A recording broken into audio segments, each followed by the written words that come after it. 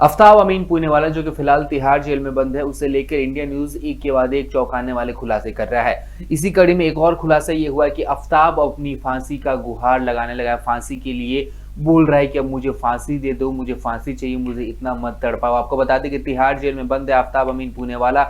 उसकी जो रिमांड है उसको कुछ दिनों के लिए और बढ़ाई गई थी। जांच कर रही है यहाँ पे दिल्ली पुलिस। मुंबई भी गई हुई थी दिल्ली पुलिस, और मुंबई से भी कई सारे खुलासे उन्होंने किए हैं।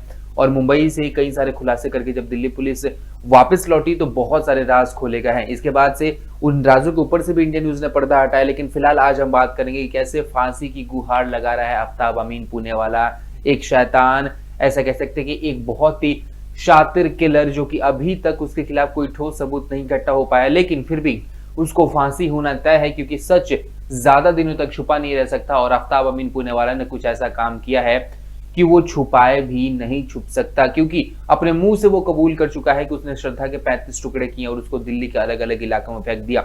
आपको बता दें कि आफ्ताब अमीन पूनेवाला जिस जेल में रहता है, तिहाड़ जेल, उसी जेल में एक कोना है जहां पे लोगों को फांसी दी जाती है। उसी कोने में आपको बता दें कि निर्भया के अपराधियों को भी फांसी दी गई थी। और आफ्ताब हमेशा उस कोने की तरफ जाने की कोशिश करता है, उस रूम की तरफ जाने की कोशिश करता है। एक काला अंधेरा, गुप्त अंधेरा रूम, जिसमें किसी को भी जाने की इजाजत नहीं है, क्योंकि कहा जाता है कि जब भी कोई उस रूम में जाता है तो उसकी रूह कांप जाती है। ऐसा कह सकते हैं कि उसकी जान जो होती है वो जान निकलने हो जाती है, क्योंकि वो इतना भयावह, इतना डरावना रूम होता है, क्योंकि वहां पे बहुत से लोगों को फांसी दी गई है। वो ऐसा कह सकते हैं कि वो मौत का रूम है।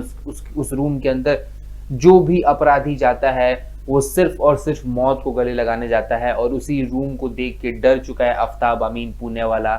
ऐसा कह सकते हैं कि वो अब मौत की गुहार लगा रहा है। आपको बता दें कि जो सोर्सेज है, जो जानकारी हमें मिली है, जो सोर्सेज से हमारी जानकारी आ रही है, वो ये है कि आफ्ताब अमीन पूनेवाला अब रात को चीखने लगता है, चिल्लाने लगता है, डरने लगता है, अपनी जान की गुहार लगाने लगता है, अपनी जान की भीख मांगने लगता है।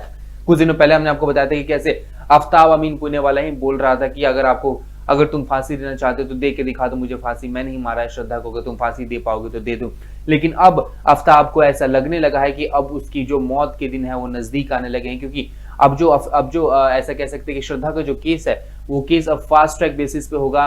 मतलब बेसिकली बहुत जल्दी नतीजे आएंगे। हालांकि आफ्ताब को अभी तक तो फांसी की सजा नहीं सुनाई गई है, लेकिन जो उसका ट्रायल होगा और तेजी से होगा। सुप्रीम कोर्ट में भी अगर वो जाता है तो उसका भी ट्रायल वहां पे तेजी से होगा। हाई कोर्ट में भी जाएगा तो हाई कोर्ट में भी ट्रायल तेजी से होगा, और सिविल कोर्ट का भी जो ट्रायल है वो भी तेजी से होगा। सभी चीजें अब तेजी से होंगी, क्योंकि इसके ऊपर सरकार की नजरें हैं। कुछ दिन पहले आपको बता दें कि श्रद्धा के जो पिता थे वो भी प्रेस कॉन्फ्रेंस में आए थे, और महाराष्ट्र के डिप्टी सीएम देवेंद्र फडणवीस से भी उन्होंने मुलाकात की थी, और उनको भरोसा दिलाया गया था कि आपकी बेटी को इंसाफ दिलाया जाएगा। और उसके बाद जब अब हलचलें तेज हो गई है तिहाड़ जेल में, आपको बता दें कि वो जो फांसी का कमरा है, उस फांसी के कमरे को अच्छे तरीके से साफ किया जाने लगा है। आपको बता दें कि फांसी के फंदे बनाने की तैयारी की जाने लगी है। तो उसके बाद से आफ्ताब को ये हलचल देख के कहीं ना कहीं इस बात की समझ है, या फिर इस बात को वो समझ चुका है कि अब इस कमरे में अगली बारी उसकी है। श्रद्धा के 35 टुकड़े करने के बाद अगली बारी उसकी है। उसको अब फांसी होने वाली है, और वो अब हर रोज अपने मौत के बारे में सोच रहा है। हर रोज एक एक पल उसको इस बात का डर है कि हर सेकंड जो गुजर रहा है वो उसे फांसी के फंदे पे, उसे मौत के पास और करीब लेके जा रहा है।